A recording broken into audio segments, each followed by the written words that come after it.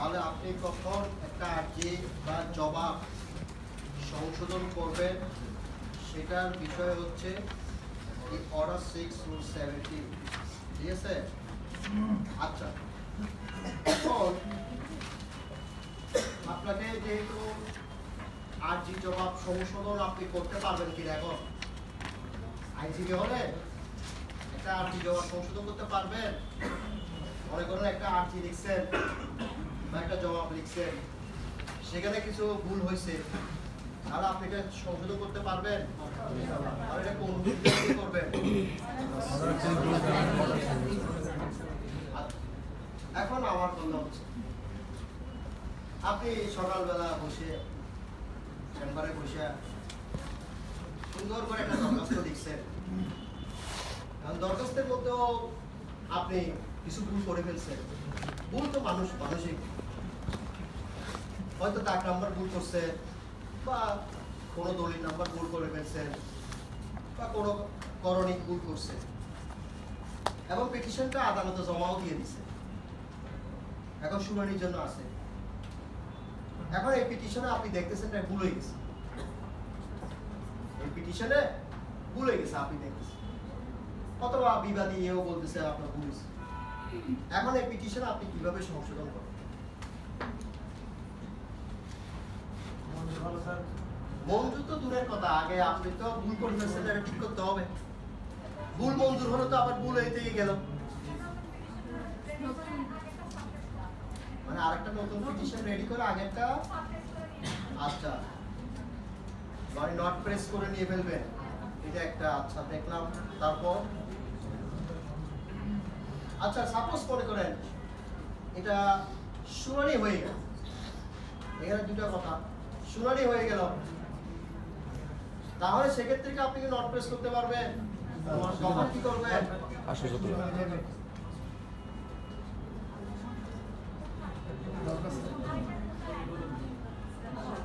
দেখেন একটা কথা কি, নট প্রেস সব জায়গায় করা যায় না। নট প্রেস তখনই করতে পারবেন, নট প্রেস বুঝেন মানে আমি একটা পিটিশন দিচ্ছি, আমি এখন এটা আর শুনানি করতে চাই না, এটা আমি ফেরত নিই, এটাকে বলা হচ্ছে নট প্রেস। তবে এটা আপনি ইচ্ছা মতো করতে পারবেন না, আদালত আপনাকে অনুমতি দিলে আপনি নট প্রেস করতে পারবেন, এর আগে পারা সম্ভব না। এক, এখন আমার প্রশ্ন হচ্ছে, আপনি একটা দরখাস্ত দিয়েছেন, সেই দরখাস্তের মধ্যে করণিক ভুল হয়েছে বা কিছু তথ্যগত ভুল হয়েছে, এখন পিটিশনটা আপনি কিভাবে সংশোধন করবেন? এখানে আপনি অর্ডার 6 রুল 17 অ্যাপ্লাই করতে পারবেন কি? পারবেন? অবশ্যই না, এর আগে গায়ের আগে পারবেন। আচ্ছা, সব ওষুধ একই রুগীকে দেওয়া যায়? মাথা ব্যথা হয়েছে, যে আছে প্যারাসিটামল দেন। এখন এখানে মাইগ্রেনের ব্যথা আছে, কারো ব্রেন ক্যান্সার হয়েছে, ব্রেনের ব্যথা থাকে, সব তো চিকিৎসা এক না, সবাইকে তো একই ওষুধ দেওয়া যাবে না, যেটা যে দরকার সেটা স্বীকার দিতে হবে। দেখেন অর্ডার 6-এ আবার বলতেছি আমি, এই জন্য অর্ডার 6 বুঝছেন কিনা, অর্ডার 6 শুধুমাত্র দুইটা জিনিসের জন্য, একটা আর্জি, তো আমি তো বলতেছি দরখাস্তের কথা, তো অর্ডার 6 রুল 17 কি দরখাস্তের কথা আছে? তো আপনি কেমনে এটা ব্যবহার করবেন বলেন, আছে? তো এখন আপনার একটা উপায় ওরা দিয়ে গেছে, কারা? ব্রিটিশরা 1908 সালে তারা দিয়ে গেছে, বাঙালি উদ্ধার করে গেছে। তো ওরা বলতেছে, যদি আপনি দরখাস্তে ভুল করেন, মানে আর্জি জবাব ছাড়া দরখাস্ত যদি ভুল করেন, সেক্ষেত্রে আপনি সেটা অ্যামেন্ডমেন্ট করতে পারবেন। সেটা হচ্ছে 153 ধারা, সেকশন 153। সেকশন 153 বই থাকলে দেখতে পারেন, আর যাদের বই নাই আমার দিকে তাকায় থাকেন।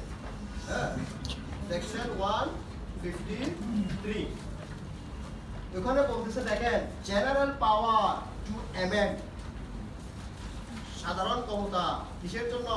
সংশোধনের। The court May at any time, যে কোনো সময়, and on such terms, যে কোনো শর্তে, as cost, অর্থাৎ উনি চাইলে জরিমানাও করতে পারেন, as he thinks fit, উনি যতটুকু যুক্তিযুক্ত মনে করেন, amend, অর্থাৎ amend মানে সংশোধন, any defect মানে কি ভুল or error in any proceeding in a suit, proceeding বলতে এখানে কি বোঝাচ্ছে? এই যে মামলা চলতেছে না, আমরা প্রতিদিন মামলায় কি হাজিরা দিই, দরখাস্ত দিই না, এই প্রসিডিং এর কথা বলতেছি। in any suit on all necessary amendments shall be made for the purpose of determining the real question or issue raised by or depending on such proceeding, বুঝতে পারছেন এবার? অর্থাৎ আপনি প্রসিডিং এর অন্তর্ভুক্ত সকল প্রকার কার্যক্রম এই 153 দিয়ে সেটা সংশোধন করতে পারবেন। এখন প্রসিডিং এর একটা অংশ হচ্ছে দরখাস্ত। প্রসিডিং এর একটা অংশ কি? দরখাস্ত। আমরা আজকে মামলার ধার্য তারিখ, আমি আজকে দরখাস্ত দিব না, আমি হাজিরা দিতে পারি, আমি টাইম পিটিশন দিতে পারি।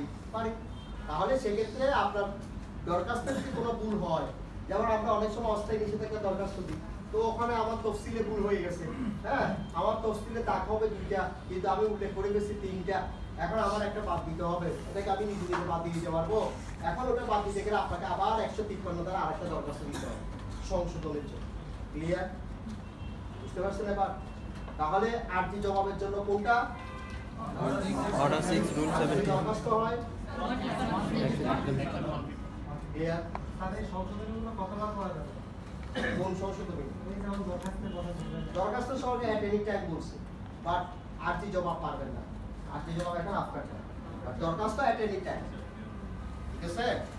ওকে, তাহলে সংশোধনী শেষ নাকি? আর কি থাকতে পারে সংশোধনী লাইফে? জীবনের সংশোধনীও থাকতে পারে।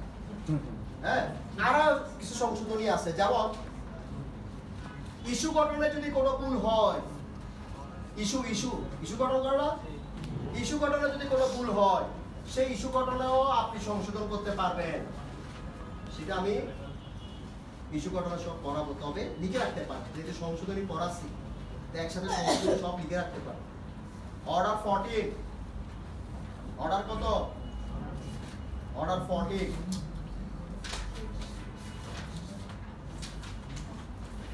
রুল 5, অর্ডার 14 রুল 5 কিসের জন্য? যদি আপনার কোনো ইস্যু গঠনে কি হয়, ভুল হয়, বা কোনো নতুন করে ইস্যু গঠন করতে চান, হ্যাঁ, তাহলে সেক্ষেত্রে আপনি অর্ডার 14 রুল 5 এ সংশোধন করতে পারবেন। তাহলে ইস্যু গঠনের সংশোধন গেল, আর কি সংশোধন করতে চান আপনি? রায় ডিগ্রি সংশোধন করতে চান, পারবেন? জীবনে সম্ভব এটা? না সম্ভব। এটাও সম্ভব, বাংলাদেশে সব সম্ভব। হ্যাঁ, 152 সেকশন 152, আপনি রায় ডিগ্রিও কি চাইতে পারবেন? সংশোধন চাইতে পারবেন। রায় ডিগ্রিতে যদি আদালত কোনো করণিক ভুল করে, যেমন 120 হবে, আদালত লিখে ফেলছে 1200, শূন্য একটা বেশি দিয়ে ফেলছে, লিখতে পারেন, কম্পিউটারে লিখতে গিয়ে ভুলে গেছে, এখন রায় ডিগ্রিতে তো 1200 এসে গেছে, তাহলে এটা হবে না। তাহলে এটা করণিক ভুল, এরিথমেটিক্যাল ভুলের কি? তারপর নাম আছে রহিম, হয়ে গেছে করি, হতে পারে। আমরা এরাডিকেট সংশোধন করি না, করি কিনা? হ্যাঁ, যেমন কমলাকান্ত আছে না, তার নাম এসে গেছে করুণাকান্ত, হ্যাঁ, হতে পারে। এখন সেটা সংশোধন করছে, রায় ডিগ্রিতেও দেখা যাচ্ছে কমলাকান্ত, নাম এসে গেছে করুণাকান্ত, হয়ে গেছে। তাহলে এটা কেউ সংশোধন চাইতে হবে না? তাহলে সেক্ষেত্রে সে কিভাবে চাইবে? অর্ডার 6/17 না 152। এবার আসেন, রায় ডিগ্রি সংশোধন চাইবেন, আর কি সংশোধন চাইবেন? 152 ধারা স্যার আরো আছে, আপিলেও গিয়ে সংশোধন চাইবে, স্যার আপিলেও সংশোধন চাইতে পারবেন। ডিগ্রি দিয়ে সময় কোথায়? আপিলে যদি আপনি আপিল মেমো আছে না, আপিল মেমোতে যদি আপনি ভুল করেন, আপিল মেমো, এটা মেমোরেন্ডাম অফ অ্যাপিল আছে, ওই মেমোরেন্ডাম অফ অ্যাপিলও আপনি ভুল করে ফেলছেন, ওই মেমোরেন্ডাম অফ অ্যাপিলও আপনি সংশোধন করতে পারবেন। Order 41, order 41 rule 3, order 41 rule 3, order 41 rule 3 তে আপনি মেমোরেন্ডাম অফ আপিল কি করতে পারবেন, সংশোধন করতে পারবেন। ঠিক আছে, আর কিছু আছে? এবার জীবন সংশোধন করুন। এত ভুল করলে কেন হবে? আপনার পদে পদেই ভুল, জীবনটাই ভুল আছে না? তাহলে আর নাই ভুল, এবার সংশোধন আর নাই। হ্যাঁ হ্যাঁ পাইতে পারবেন। এক্সিকিউশন স্টেজে আপনি সংশোধন কি, যেমন এক্সিকিউশনের যেটা দিছেন, আপনি দরখাস্ত দিছেন, সেই দরখাস্ত যদি ভুল হয় 152 তে 153 তে আপনি সংশোধন চাইবেন। হ্যাঁ চাইতে পারবেন 153 তে। 153 মানে কি, যে কোনো দরখাস্ত। তাহলে এক্সিকিউশন এটা দরখাস্ত, তো এটা কোনো প্লেট না, এটা দরখাস্ত। ঠিক আছে, তাহলে সমস্ত প্রকার সংশোধন আমি সংক্ষেপে বলে দিলাম, কিন্তু একটু পরে আলোচনা করবো, আবার আসবে। এখন আসেন, আপনি সংশোধনের জন্য আবেদন করছেন, আদালত আপনার সংশোধন কি করছে, মঞ্জুর করছে। আপনি ভিডিও করতে নিষেধ করেন আপনাকে, বন্ধ করুন। এখন আপনার ভিডিও করি না, এখন আপনার এই যে সংশোধন অর্ডার 6/17 এর মধ্যে, সেটার মধ্যে কি হচ্ছে, আপনাকে একটা পিটিশন দিচ্ছেন আপনি। এখন এই অ্যামেন্ডমেন্ট পিটিশন কি হলো, মঞ্জুর হলো। মঞ্জুর হওয়ার পর আপনি কি হয়েছে, খুশি হয়েছেন? খুশি হয়েছেন না? হ্যাঁ, এখন মঞ্জুর হওয়ার পর, এই অ্যামেন্ডমেন্ট পিটিশন মঞ্জুর হওয়ার পর পরবর্তী করণীয় কি? আপনার করণীয় কি? অবজেক্টিভ পার্টিকে কপি সাব করতে হবে। আচ্ছা, আর কেউ? মঞ্জুর হওয়ার পরে মঞ্জুরটাকে সংশোধন করতে হবে। আচ্ছা, এবার আসেন অর্ডার 6 রুল 18 আসেন। এবার এটার আনসার দিচ্ছি এখন। রুল 18, অর্ডার 6 রুল 18, এটার আনসারটা নেন। এবার অর্ডার 6 রুল 18 এর মধ্যে কি বলতেছে খেয়াল করেন। এটা কিন্তু পড়ানো হয় না, কারণ অর্ডার 6 রুল 17 পর্যন্ত যাওয়ার পর নিচে যাওয়া গুনাহ হারাম।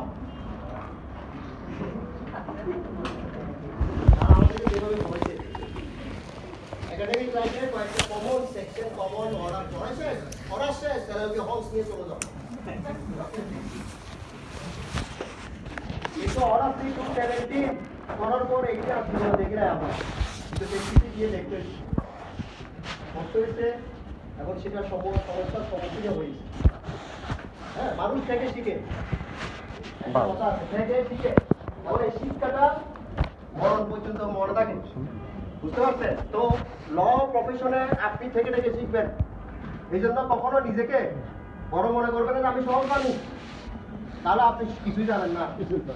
আপনি শিখার চেষ্টা করেন, থেকে থেকে শিখেন, কোনো সমস্যা নাই। শিখতে কোনো আপনার কোনো লজ্জা নাই।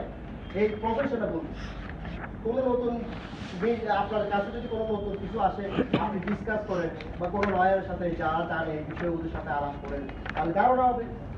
হ্যাঁ, কিন্তু জানেন না, জানার পান করে ওরে কি করতে পারেন, এটা ঠিক না। হ্যাঁ, আপনি সার্জন না, কিন্তু আপনি ডাক্তার এমবিবিএস, আপনি সার্জন হয়ে রুমে ঢুকে ওরে কাইটা ফেটে কাইটা এখন আর জোড়া লাগাইতে পারতেছেন না আপনারা। হ্যাঁ, সবাই কি পেট কাটতে পারে? এটা কারা পারে? সার্জন। এখন আপনি ওটাও করতে চান, টাকা সব আপনি কামাইতে চান, এটা হবে? হবে না। যাই হোক, এখন আসেন অর্ডার 18 এর কাজটা কি। আপনি সংশোধনী দরখাস্ত দিচ্ছেন, সেটা আর্জি হোক জবাব হোক, আদালত সেটা মঞ্জুর করছে। এখন আপনার দায়িত্ব আছে, আদালত মঞ্জুর করার সাথে সাথে এটা গায়েবীভাবে আপনার আর্জি তুলতে যাবে না, বা অটোমেটিক সংশোধন হয়ে যাবে। এটা এমন একটা কম্পিউটারে একটা ইনপুট দিচ্ছে, বাকি সব ক্ষেত্রে কি যাবে, এক্সেল শিটের মতো সব কালে কি যাবে, সংশোধন হয়ে যাবে। এটা তার এক্সেল শিট না, এটা তো আরজি ম্যানুয়াল। এখন এটাতে আপনাকে তুলতে হবে না, আপনি করিমের জায়গায় রহিম করছেন, এটা তো আপনি সংশোধনীতে করছেন, এটা আপনার মূল আরজিতে করিমের জায়গায় রহিম হয়েছে এখনো, তাহলে কে করবে? এটা কি জজ সাহেব বসে বসে করবে? এটা আপনার দায়িত্ব। আপনাকে কি করতে হবে? তখন মঞ্জুর হওয়ার পর ওই আরজিতে যেখানে যেখানে আপনি সংশোধন করছেন, সেখানে সেখানে আপনাদের সংশোধন আবার নিজে নিজে বসে করে দিয়ে না, তখন তো আরো বেশি করে দিয়ে। হ্যাঁ, এটা কে করবে? আদালতের কর্মচারী, ওনাকে দিয়ে করাইতে হবে। হ্যাঁ, যারা বেঞ্চ সহকারী পেশকার সেরা আছে ওনারা এটা কি করে দিবেন? আপনার মঞ্জুর যেভাবে হয়েছে ঠিক সেভাবে সেটা তারা করে দিবে। তারপর হবে যে আপনার সংশোধন, এর আগে সংশোধনী হবে না। এখন আপনি বলতে পারেন এটা যদি আমি না করি, আর এটার কোনো টাইম লিমিট আছে কিনা? রুল 18 বলতেছে আপনার জন্য একটা টাইম লিমিট হচ্ছে 14 দিন। কতদিন? 14 দিন। অর্থাৎ আপনার পিটিশন মঞ্জুর হওয়ার পর 14 দিনের মধ্যে এটা কি করতে হবে? সংশোধন করতে হবে। কত দিনের মধ্যে? 14 দিন।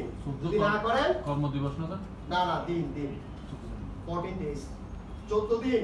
এই 14 দিনের মধ্যে যদি না করেন তাহলে ধরে নেওয়া হবে আপনার পিটিশন না, অটোমেটিক নামান।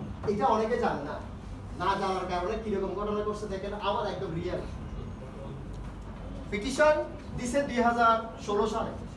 2016 সালে কিসের? অর্ডার 6/17 এর মঞ্জুর হয়ে গেছে। 2019 সালে আসছে। 2019 সালে এটা সাক্ষীর জন্য আসছে, সাক্ষী। অর্থাৎ 2019 সালে এটা সাক্ষীর সংশোধনী হয়েছে 2016 সালে।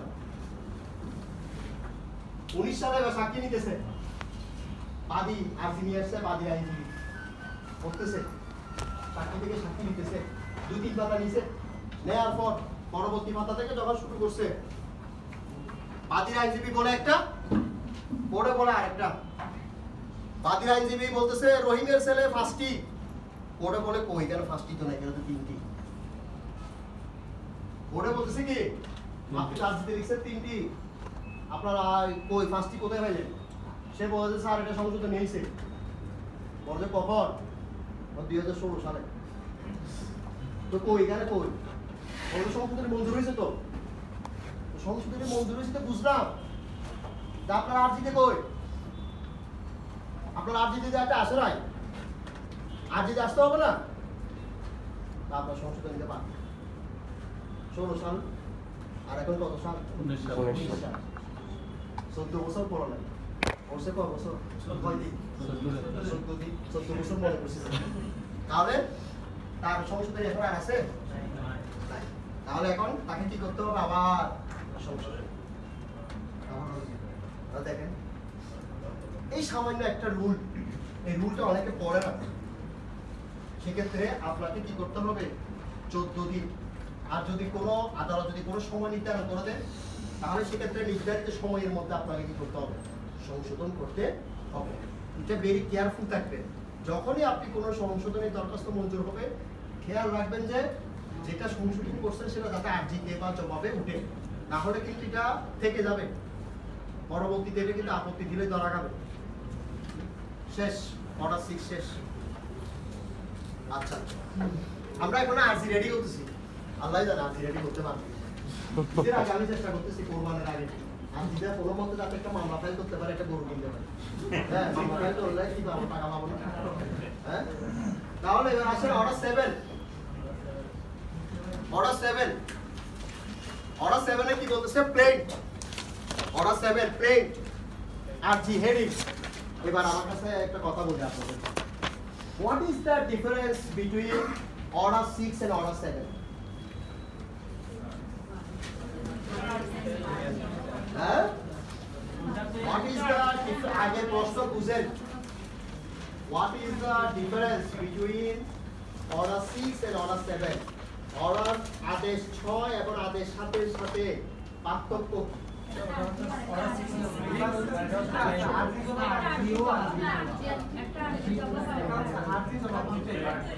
শব্দগত পার্থক্য। আর একটা হচ্ছে কি অর্ডারগত পার্থক্য। এটা অর্ডার 6 আর এটা অর্ডার 7। হ্যাঁ, তারপর আর কি কি আছে? ওটা তো ছিল আরজি আর জবাব।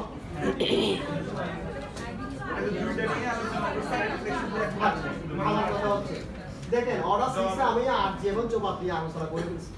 আবার কেন আরজি নিয়ে আলোচনা করবো? আমার একটা কথা বলতো, অর্ডার 7 টা আমি পড়ে আসছি না। অর্ডার 6 এ সবকিছু বলছে না, একটা আরজিতে কি থাকবে, একটা জবাবে কি থাকবে, সব অর্ডার 6 এ বলছে।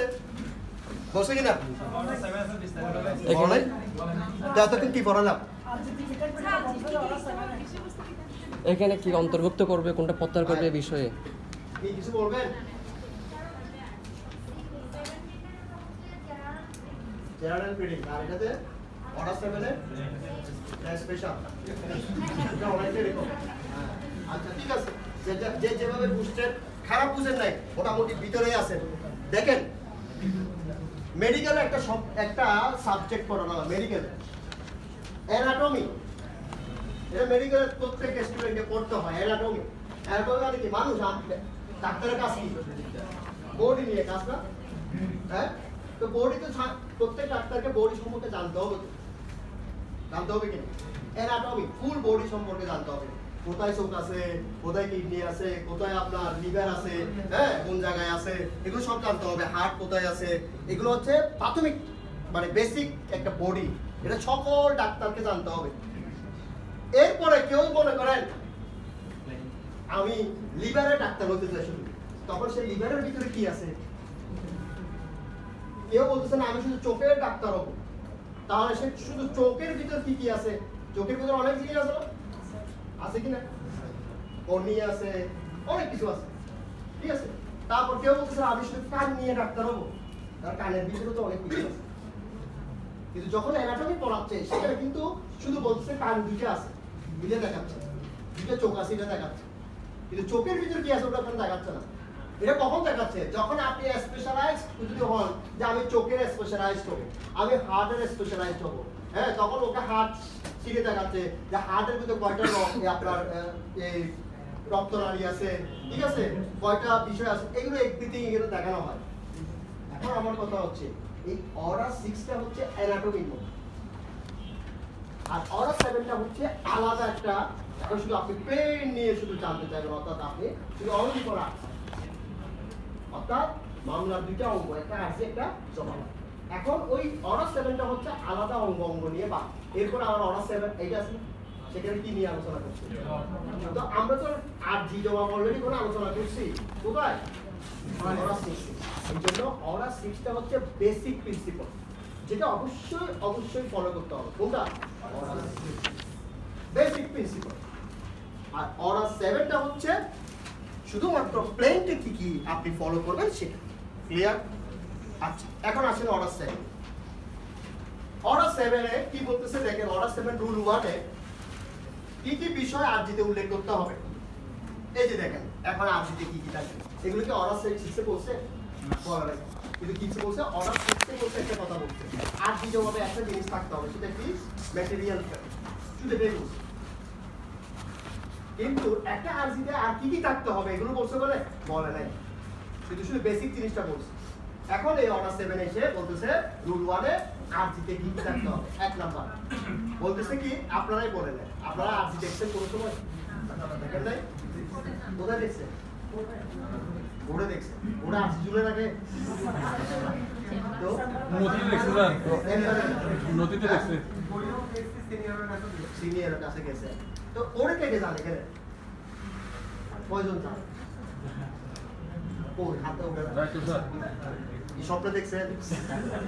হ্যাঁ না, তাহলে কোর্টে যে যান, কোর্টে যাবেন, আপনারা ল করছেন, কোর্টে যাবেন না, এটা কোন ধরনের কথা? কোর্টে যাবেন, মাঝে মধ্যে যাবেন। যারা তো আপনি প্র্যাকটিস করতেছে ওরা তো যাচ্ছে, আর যারা প্র্যাকটিস করতেছে না বা বিভিন্ন প্রফেশনে আছে, সুযোগ পেলে গিয়ে দেখে আসবেন। টাইম আছে একটা, 3টে বাজে গেলে হবে না, তখন আমরা রিক্রিয়েশনে থাকি। টাইম হচ্ছে সকাল 10:30 থেকে 2টা, এই টাইমের মধ্যে আপনি যাবেন কোর্টে, তখন আপনি দেখবেন ফুল টাইম সিনেমা চলতেছে। আপনি যদি 3টা বাজে যান, সিনেমা তো শেষ, শো শেষ, তো শো শেষ হয়ে যাওয়ার পর তো যাওয়ার লাভ নাই। আপনি পুলিশের মতো, বাংলাদেশ পুলিশের মতো যাইতে লাভ নাই। বাংলাদেশ পুলিশ সিনেমাতে কখন যায়? লাস্ট মোমেন্টে। আইন নিজের হাতে তুলে নেবেন না, বুঝলেন না? তো আপনি ওই সময় গিয়ে যেতে লাভ নাই।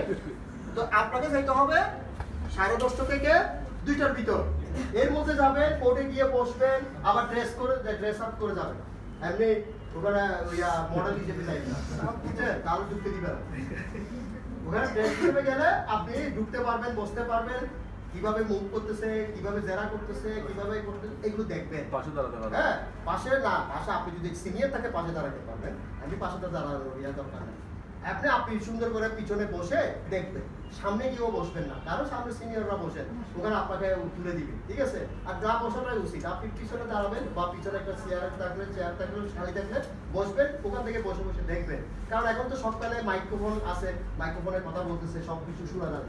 এখন ওখানে আপনি গিয়ে দেখবেন, আস্তে আস্তে ওখান থেকেও শিখতে পারবেন যে কিভাবে জেরা হচ্ছে, ইয়া হচ্ছে, এগুলো দেখবেন, ঠিক আছে?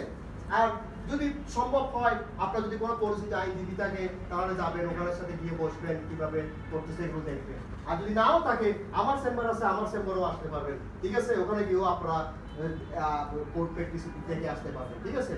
আচ্ছা, এখন দেখেন আপনার এই যে আরজি আপনারা বলতেছেন আমরা দেখছি, দেখছেন আলহামদুলিল্লাহ। স্যার সম্পর্ক কত এটা লাগবে? দেখতে কেমন? চেম্বার নম্বর আমি যাওয়ার সময় দিয়ে যাবো। এখন দেখেন নাকি স্যার মিলে নাই? সমস্যা নাই, বসুন, আমার কোনো আপত্তি নাই, এটা যাইতেও পারবে, ওখানে গিয়ে আপনি কোর্টে দেখেন, কোনো সমস্যা না, আমার কোনো আপত্তি নেই। এখন আমার কথা হচ্ছে আপনারা যে আরজি দেখছেন দেখতে কেমন? আরজির মতনই। স্যার বুঝলেন স্যার?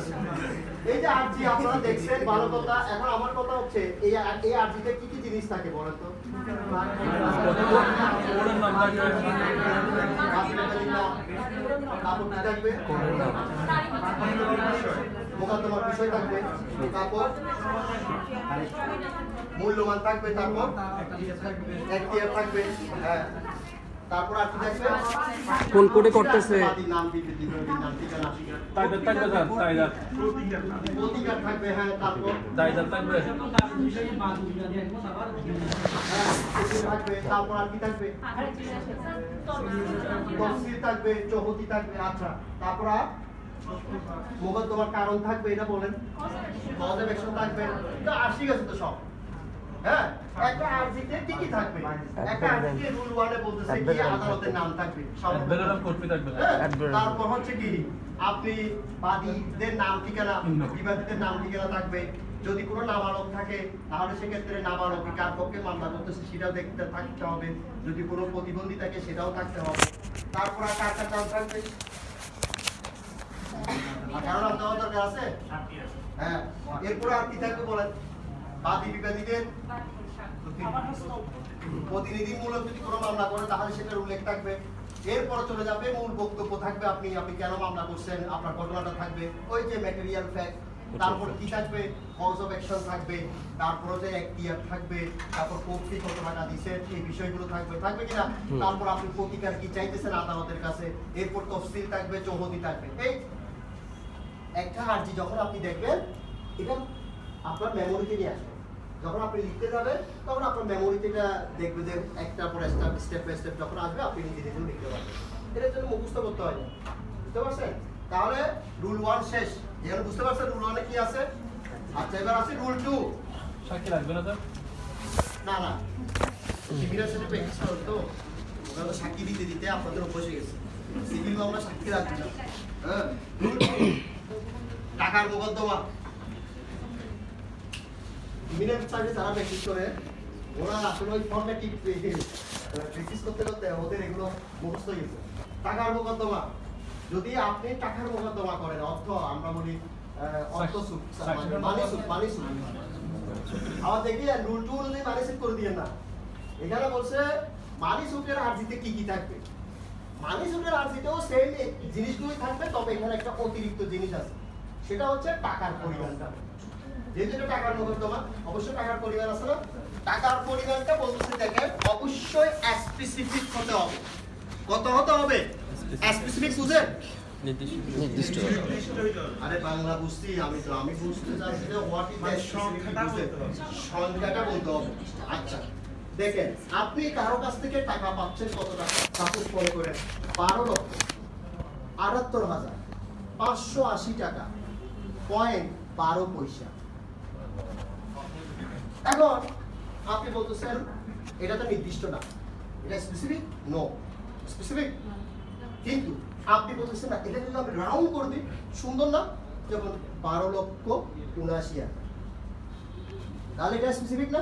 হ্যাঁ স্পেসিফিক। হ্যাঁ, এটা স্পেসিফিক। কিন্তু এটা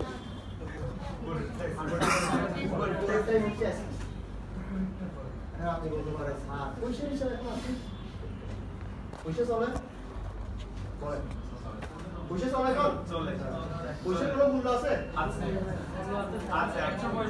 পয়সা চলে না আপনি বলেন এখন আপনি কি 10 পয়সা হিসাব করেন মোবাইলে আছে 10 পয়সা হিসাব করেন কিনা আপনি এখন দেখছেন জীবনে 10 পয়সা না। বাজারে 20 বছর আগে দেখছি। 8 আনা দেখছেন নাই। 8 আনা দেখছেন দেখছি দেখছেন তো দেখছি। এখন দেখেন এখন সাইরা না না আগে তো 8 আনা দিয়ে খাইতেন সাইরা না দিয়েও খাইতেন 10 পয়সাও খুব সুন্দর ছিল খাস কাটা হ্যাঁ, 5 জোড়া পয়সা বিস্কুট পাইতাম। স্কয়ার ছিল দেখছি এখন এগুলো কোথায় গেছে জাদুঘরে তাহলে এটা কেন 12 পয়সা হিসাব করবো এটাও তো জাদুঘরে চলে যাওয়ার কথা কিন্তু দেখেন পয়সার হিসাব জীবনেও ফেলতে পারবেন না এই 1 পয়সার জন্য 1 কোটি টাকা হয় না হয় কি না না হয় না। 1 পয়সার জন্য আর এই পয়সার হিসাব করে কারা জানেন মোবাইলে পাঠ পৃথিবীর সবচেয়ে বড় বড় মাল্টিন্যাশনাল কোম্পানি ওরা টাকার হিসাব করে না ওরা পয়সার হিসাব করে তখন টাকায় রূপান্তর করে হুম এই যে আপনি বলতেছেন মোবাইল কোম্পানিগুলো ওরা পয়সা হিসাব করে বলে পার সেকেন্ডে কয় পয়সা 10 পয়সা আপনি বলে তো দূর পয়সা 10 পয়সা নিয়ে কিছু দিল Per হ্যাঁ? second টাই। তাহলে 60 সেকেন্ডে কত পয়সা 60 পয়সা না ওরা তো পার সেকেন্ডে 1 পয়সা করে নিচ্ছে তাহলে 60 সেকেন্ডে কয় পয়সা হ্যাঁ 60 পয়সা না তো আপনি তো 60 পয়সার মধ্যে তো এর কোনো টাকা হলো 60 পয়সা কিন্তু আপনি যখন এই পাত্তা না দিয়ে 3 মিনিট কথা বললেন 3 মিনিটের জায়গায় 10 মিনিট কথা বললেন এবার বুঝলেন কয় টাকা গেছে 6 টাকা এবার ওর গ্রাহক মনে করেন ওই মুহূর্তে যদি 10,000 মানুষ কথা বলে আর কত লেগে গেছে 60,000 কয় সেকেন্ড 10 সেকেন্ড হ্যাঁ 10 মিনিট তাহলে এবার সারাদিনে তার হিসাব করে ক্যালকুলেটর ওরা ইউজ করা আর ক্যালকুলেটরের হিসাব হবে হ্যাঁ তাহলে আপনি তো পয়সাকে পাত্তা দিচ্ছেন না কিন্তু পয়সাকে একটা শ্রেণীর পাত্তা দেন কোথায় ব্যাংকে যান স্টেটমেন্ট নিলে এই পয়সাটা আসবে কি না আসবে। এখন আপনার এই পয়সার হিসাব যদি আপনি না দেন তাহলে আপনি স্পেসিফিক হিসাব দেন নাই কারণ কোর্ট আপনার কাছ থেকে স্টেটমেন্ট চাই এখন এই স্টেটমেন্ট যখন দিবেন ব্যাংকের স্টেটমেন্ট তখন ব্যাংকের স্টেটমেন্টের মধ্যে এটা থাকবে তখন আপনি যে বলতেছেন স্যার আমি একটা রাউন্ড ফিগার করেছি তো ব্যাংকের স্টেটমেন্টটা আপনাকে রাউন্ড ফিগার করে দিছে ব্যাংকের স্টেটমেন্টে তো 12,79,000 টাকা নাই ব্যাংকের স্টেটমেন্টে আছে 12,78,580 টাকা আপনি তোর থেকে আরো বাড়তি টাকা নিতেছেন আরো 420 টাকা বেশি নিতেছেন কিনা তাহলে ব্যাংক আপনারা দিবে তা তো বোর্ড আপনাকে আদেশ দিবে না কেন আপনি টাকার পরিমাণটা স্পেসিফিক লেখেন না এই জন্য টাকার পরিমাণ কি লিখতে হবে শেষ রুল 2 শেষ রুল 3 তে আসে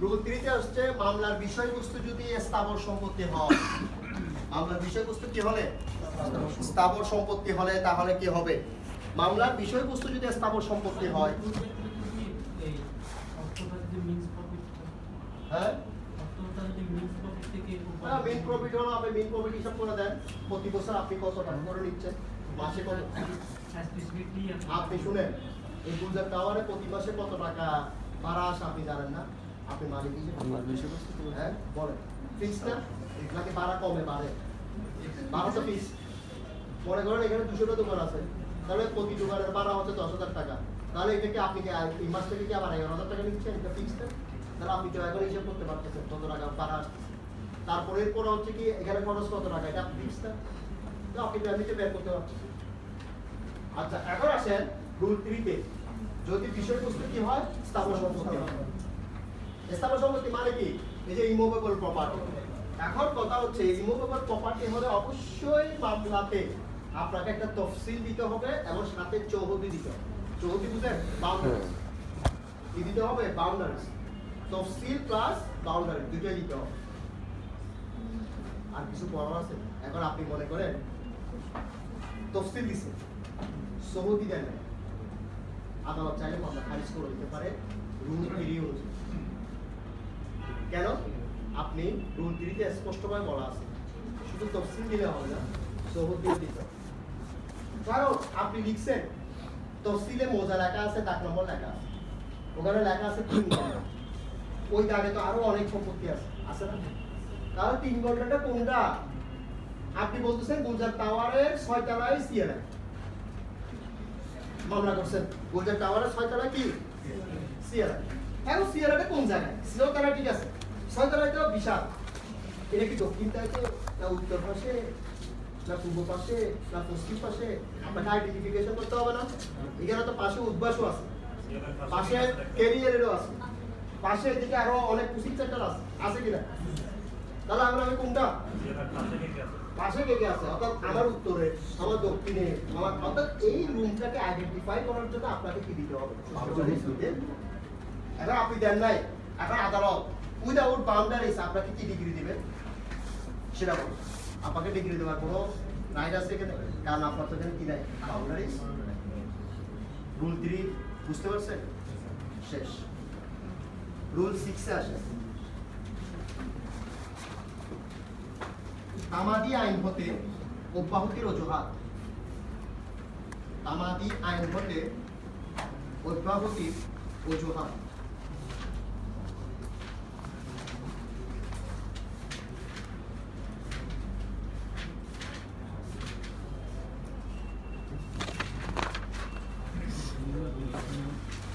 তামাদি আইন হতে অব্যাহতির অজুহাত। কেন অব্যাহতির অজুহাত? তামাদি আইন আপনারা পড়ছেন, সামনে আমারও পড়বেন। তো তামাদি আইনে একটা অব্যাহতি আছে। অব্যাহতি বুঝেন? তামাদি আইনে 3 উইদিন টাইমের মধ্যে মামলা করতে হবে। যদি উইদিন টাইমের মধ্যে মামলা না করেন, মামলা খারিজ করে দেওয়া হবে।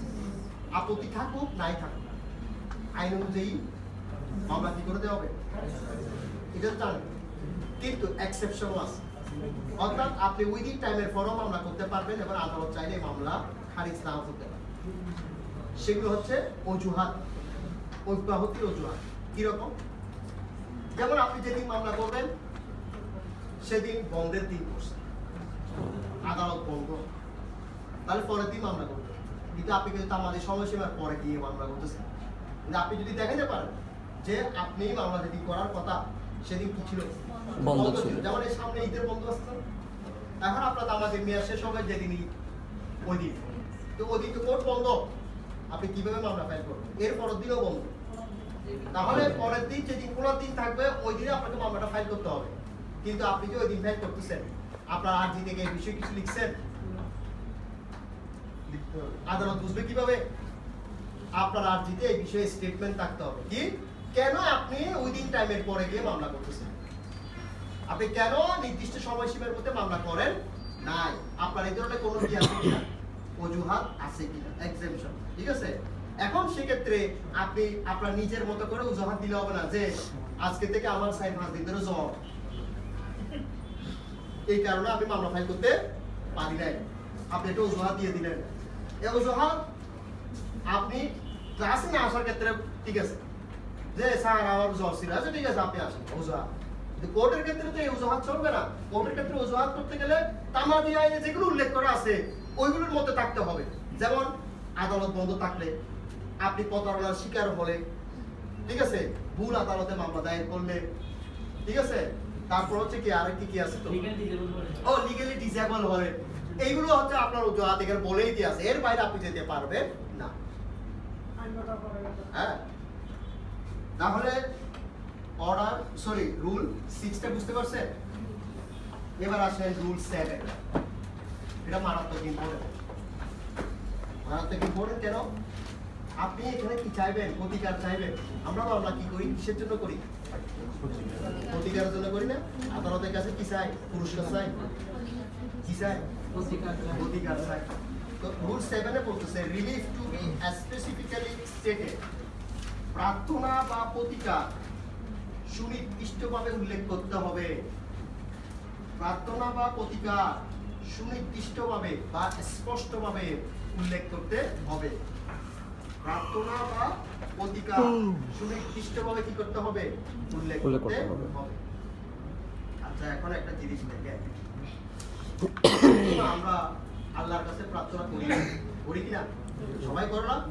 সবাই জানে আদমের স্রষ্টার কাছে কি করে প্রার্থনা করে। আচ্ছা, প্রার্থনা করার সময় কি আপনি আল্লাহর কাছে কম চান? হে আল্লাহ, আমাকে 500 টাকা দাও, বলেন? আল্লাহ, এখন আমার 2000 টাকা দরকার, বলেন? এক বস্তা তাও তো কম চাইছি। আমরা তো চাই কি, আমরা আমাদেরকে কি দাও? অফুরন্ত, মানে যেটা শেষ হবে না। চাইলে সবাই অফুরন্ত ধন সম্পদ দাও, বলো না? সবাই এটা চায়। সবার মনে যাতে ধন সম্পদটা আছে, আছে কিনা? কারো মনে যাতে কিন্তু নাই, এটা নাই। সবার মনে যাতে কিন্তু সব ধর্মেরই, সব শুধু মুসলমান না, হিন্দু বলেন, বৌদ্ধ বলেন, খ্রিস্টান বলেন, যে কোনো ধর্মের প্রতিটা প্রার্থনাতেই কিন্তু এই ধন সম্পদ আছে কিনা? আছে। কিন্তু একটা জিনিস অনেকে চায় না, যার আছে সে চায় না। যার যদি সম্পদ ধন সম্পদ থাকে, তার তো চাওয়ার দরকার নাই। এখন আমার কথা হচ্ছে, এই জিনিসটা সবার আছে, কিন্তু অনেকে একটা জিনিস চায় না, যেটা চাওয়া উচিত সবার। সেটা হচ্ছে সবচেয়ে বড় যে মানে যেটা বড় আপনার ধন সম্পদ, সেটা হচ্ছে শারীরিক সুস্থতা। এটা আমরা অনেকে চাই, হ্যাঁ, ওটাই হচ্ছে সবচেয়ে আগে। আপনি যদি সুস্থই না থাকেন, আপনার ধন সম্পদ দিয়ে আপনি কি করবেন দুনিয়ার? হ্যাঁ, আপনি দেখছি আমরা অনেক বড় বড় লোক, 1000 কোটি টাকার সম্পদ আছে, খাইতে বসছে কি নিয়ে? সবাই খাইতেছে কাচ্চি, ফ্রাইড রাইস, সব খাইতেছে সবাই। যে মানুষটা আয়োজন করছে ও খাইতেছে কি জানেন? শসা। ওর জন্য 2টা শসা দিছে, তারপর দিছে গাজর 2টা, হ্যাঁ, আর একটা স্যুপ। এটাই তার খাবার। আর সে দেখতেছে সবাই খাইতেছে, আর এই টাকা কি দরকার? সেটা খাইতেই না পারে।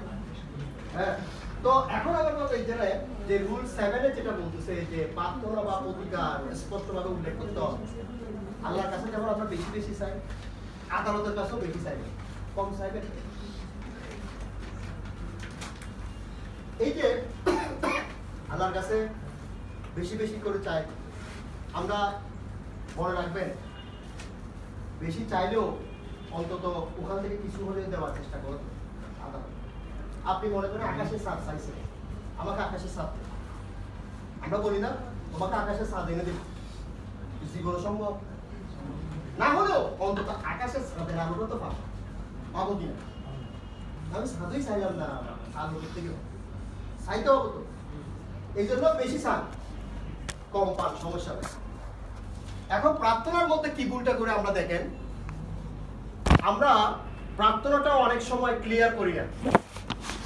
আমি তাকে চাই, কাকে চাই বলতে হবে, সে দেখতে কেমন, হ্যাঁ, তার রং কি বলতে হবে তো। শুধু আমি বলতে আমি তাকে চাই, তাকে চাই, তো তাকে চাই কাকে চান উল্লেখ করতে হবে না? স্পেসিফিক সবকিছু কি করতে হবে?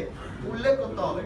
তার গায়ের রং কি, হ্যাঁ, সে দেখতে কেমন, সবকিছু। তারপর আদালত আইডেন্টিফাই করে, হ্যাঁ ওকে চাই, তাহলে আপনাকে ওকে দিবে।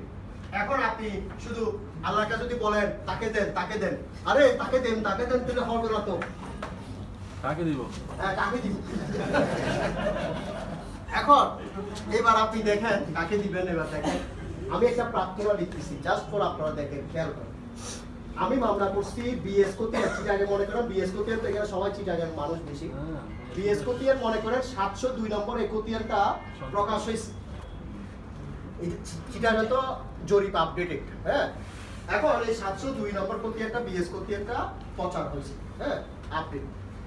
এই কোতিয়ারটা হয়েছে মিস্টার খালেক নামে একজন ব্যক্তির নামে। কার নামে? খালেক নামে একজন ব্যক্তির নামে। কিন্তু অ্যাকচুয়ালি এই কোতিয়ানটা হওয়ার কথা ছিল মিস্টার করিম নামক একজন ব্যক্তি, কিন্তু নাম হয়ে গেছে কার? খালেক। বিএস ভুল হয়েছিল। এখন আমাকে এটার জন্য মামলা করতে হবে, ঠিক আছে? কারণ আমি 42-তে কি করলাম? একটা ডিক্লারেশনে মামলা করলাম। কি মামলা করলাম? যে বিএস 702 নম্বর কোতিয়ানটা খালেকের নামে ভুল, নামে লিপি হওয়া ভুল মর্মে ঘোষণামূলক ডিগ্রি প্রার্থনা করে। আমি কি লিখছি? আমি এখানে লিখতেছি বিএস 702 নং খতিয়ান খালেকের নামে লিপি হওয়া ভুল ও অশুদ্ধ মর্মে ডিগ্রি প্রচারে যা যা আছে কি ডিগ্রি প্রচারে গৃহীত মর্জি হয় একটা গেল 2 নম্বরে প্রেয়ার দিছি পিএস 702 নম্বর কতিয়ান ভুল ভুল ও আমার উপর বাধ্য নয় মর্মে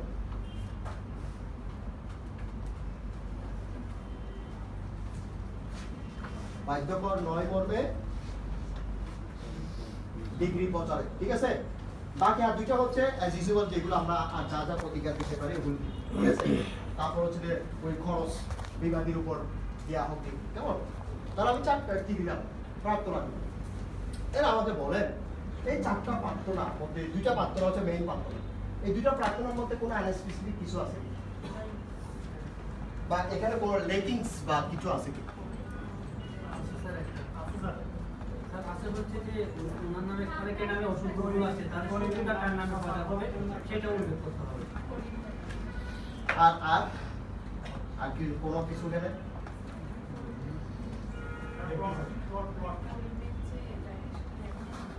হয় না এটা হয় না এটা আসে না আচ্ছা আর কেউ বলবেন আর কিছু ভুল এখানে বা এখানে বা এটা ঠিক আছে এটাতে কোনো সমস্যা নাই এই কারণে কেউ আছে আর আমি যেটা দিছি এখন এটা এটা ঠিক আছে এটাতে কোনো ভুল নাই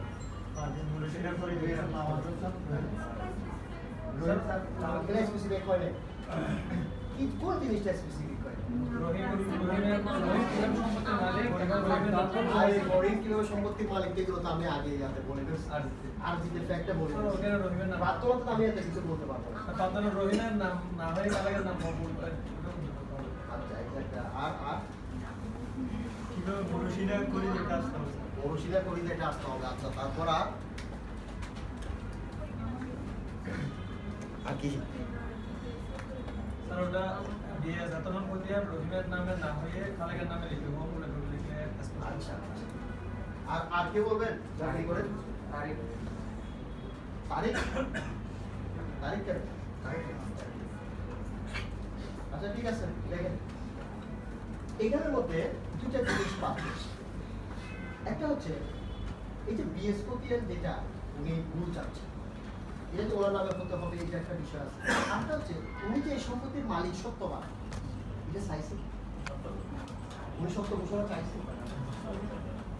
আর ওনাকে সত্য ঘোষণা চাইতে হবে না ওই যে একজন ব্যক্তির নামে যে লিপি হয়ে গেছে ওনার সত্যতে কি আসছে আঘাত আসছে না হ্যাঁ তাহলে ওনার সত্য যখন আঘাত আসছে তাহলে ওনার সত্যকে ঘোষণা চাইতে হবে না তাহলে উনি কি কোনো সত্য ঘোষণা চাইছে তাহলে উনি একটা প্রেয়ার চাইলেন এক নম্বর দেখেন 2 নম্বরে দেখেন ও বৃহস্পতিয়ার 702 নম্বর কতিয়ার খালেকের নামে লিপি হওয়া ভুল ও অশুদ্ধ মর্মে ডিগ্রি প্রচার কারেক্ট এখানে কোনো ভুল নাই 2 নম্বরে যেটা লিখছে বিএস 702 নম্বর কতিয়ার ভুল ও আমার উপর বাধ্যকর নয় মর্মে ডিগ্রি প্রচার এটাও কারেক্ট ভুল নাই একটা জায়গায় গিয়ে ধরা গেল কখন শুদ্ধ কোনটা আদালত এটাতেও তাকে ডিগ্রি দিবে কিনা কারণ সে মামলা প্রমাণ করতে পারছে আদালত এটাতে বরাবর অনুযায়ী ডিগ্রি দিবে আবার ডিগ্রি পেয়ে সে খুব খুশি হবে তবে কয়েকদিন বা কয়েক মাস যাওয়ার পর সে আবার আইনজীবী চেম্বারে আসবে ডিগ্রিটা নিয়ে কলা পাতাটা নিয়ে কেন সে এই ডিগ্রি বা কলা পাতাটা নিয়ে কোথায় যাবে নামজারি তো দিচ্ছেন না আগে ভূমি অফিসে যাবে এর জন্য 702 আগে বাতিল করতে হবে তো নামজারিতে পরের কথা হ্যাঁ এখন সে কোথায় গেছে ওই ভূমি অফিসে সিলেট অফিসে গিয়ে অর্ডারের কপিটা দিছে এই সিলেট মহোদয় উনি দেখলেন হ্যাঁ কোর্ট থেকে আদেশ আসছে কি 702 নম্বর কতিয়ান ভুল দিছে 702 নম্বর কতিয়ান ভুল কাজ দিছে হ্যাঁ আপনার উপর বাধ্যকর নয় ঠিক আছে আপনার উপর বাধ্যকর নয় এবার ও বলতেছে আমার নামে করে দেন আবার স্যার করে আদেশে কোথাও লিখছে না ডিগ্রি কোথাও লিখছে না। আপনার নামে করে দিতে ডিগ্রি অনুযায়ী যা যা করতে বলছে সব করছি আমরা কিন্তু ডিগ্রি কোথাও বলা নাই আপনার নামে কি করার জন্য প্রতিদিন করার জন্য সো আবার একটু যা পড়ে যাবে যারা পড়ে গেলে তারা আবার দিবে আবার টাকা। দক্ষিণ আমার বাড়ি না। কিছুক্ষণ পর পর একটা সাইডে যাবেন আমের সময় আম খাওয়ার সময় জাম হ্যাঁ কাটার সময় কাটার সাইকেল দিবে? বলেন দিবে না। তাহলে এখন কি হয়েছে? ওই যে প্রার্থনাটা আপনি কি করে দিয়েছেন। এই জন্য সিভিল ড্রাফটিং এর মধ্যে দুইটা জিনিস সবসময় খেয়াল রাখবেন মাথায়। ভবিষ্যতে আপনারা সিভিল যারা লয়ার হবে, একটা কথা হচ্ছে ফ্যাক্ট ঠিক রাখবেন। ফ্যাক্টে কোনোদিন অহেতুক অপ্রয়োজনীয় কথা ঢুকাবেন না, মিথ্যা কোনো কথা ঢুকাবেন না। যেটা অ্যাকচুয়াল সেটা ঢুকাবেন। কেন? সাক্ষী প্রমাণে যাতে প্রমাণ করতে পারে। হ্যাঁ, আর ফ্যাক্ট লেখার সময় সবসময় সাক্ষীর কথা মনে রাখবেন যে আমি এটা কিভাবে প্রমাণ করব। না হলে আপনি পরবর্তীতে সাক্ষীতে দিয়ে আটকে যাবেন ফ্যাক্টের জন্য। হ্যাঁ, দ্বিতীয়ত হচ্ছে সবচেয়ে বেশি মোস্ট ইম্পর্টেন্ট হচ্ছে এই প্রার্থনা, প্রেয়ার। অনেক সিভিল লয়ার প্রেয়ার একুরেটলি লেখে না, যার কারণে পরবর্তীতে গিয়ে মামলায় জিতছে কিন্তু কাজ হচ্ছে না। কেন হচ্ছে না? ওই প্রেয়ারের মধ্যে কি হয়ে গেছে? গন্ডগোল রয়ে গেছে। এখন দেখেন এই বেচারা সবকিছু পাইছে না, কিন্তু এখন সে কি করতে পারতেছে না, তার ওই কাজটা করতে পারতেছে না। কেন? ওই একটা প্রেয়ারের কারণ ভিতরে বল ওই যে রুল 7 এ বলেছে, কি বলছে? প্রার্থনা এবং প্রেয়ার স্পষ্টভাবে কি করতে হবে? উল্লেখ করতে হবে। রুল 7 শেষ। এরপর আসেন rule 10, return of clans. Return of clans বুঝেন? অনেক কোশ্চেন জীবনে, অনেক কোশ্চেন। আর্জি ফেরত জীবনে অনেক কোশ্চেন। আমাকে বলেন তো, আমি আমার লাইফে এটা বুঝতেছি না, আর্জি ফেরত এটা কি জিনিস? এখতিয়ারবিহীন আদালতে আর্জি দাখিল করলে রুল কত বলছে? ওটা ফেরত দিয়ে দিবে। আচ্ছা, আর কেউ বলবে আমি এটা বুঝি না এখনো।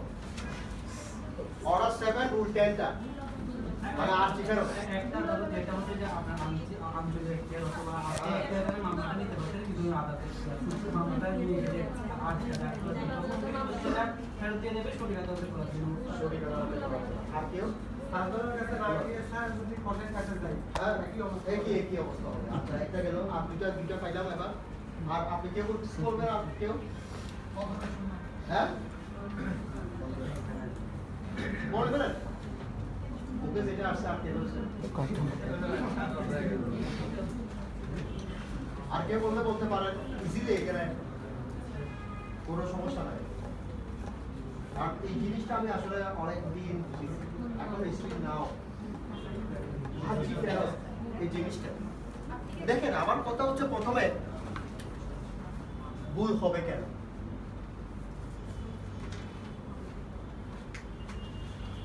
এত বড় ভুল হয় কিনা আগে কেমন? ভুল আদালতে কেমনে মামলা করছেন আপনি যেমন, আবার ভুল আদালতে মামলা পরিচালনাও করছেন। তাহলে এখানে জজ সাহেব কোথায় গেল? এখানে পেশকার সাহেব কোথায় গেল? সেরেস্তাদার সাহেব কোথায় গেল? আইনজীবী সাহেব কোথায় গেল? আইনজীবী সাহেবের চেম্বারের ওরা কোথায় গেল? এতগুলো চোখ ফাঁকি দিয়ে কেমনে ভুল আদালতে মামলা হয়েছে আমরা বলেন এবার? এতগুলো চোখ, প্রথমত হচ্ছে আইনজীবীর চোখ, জুনিয়রের চোখ, টাইগারের চোখ, এরপর পেশকারের চোখ, সেরেস্তাদারের চোখ, তারপর সবচেয়ে বড় চোখ জজ সাহেবের চোখ। এত চোখ ফাঁকি দেওয়ার পরও আপনার এই ভুল আদালতে কেমনে মামলা পাইলেন? আর এই সব ভুল ধরা পড়ে সবচেয়ে বেশি তীক্ষ্ণ চোখ যার বিবাদী আইনজীবী চোখ সবসময় তীক্ষ্ণ, সব ভুল তার চোখে ধরা পড়ে। এতদিন ভুল চলতেছে, হঠাৎ করে বিবাদীর আইনজীবী এসে বলতেছে এই আদালতে মামলা চলবে না। কি বলেন না মামলা চলবে? 10 বছর ধরে মামলা চলতেছে, জজ সাহেব বলতেছে কি বলেন?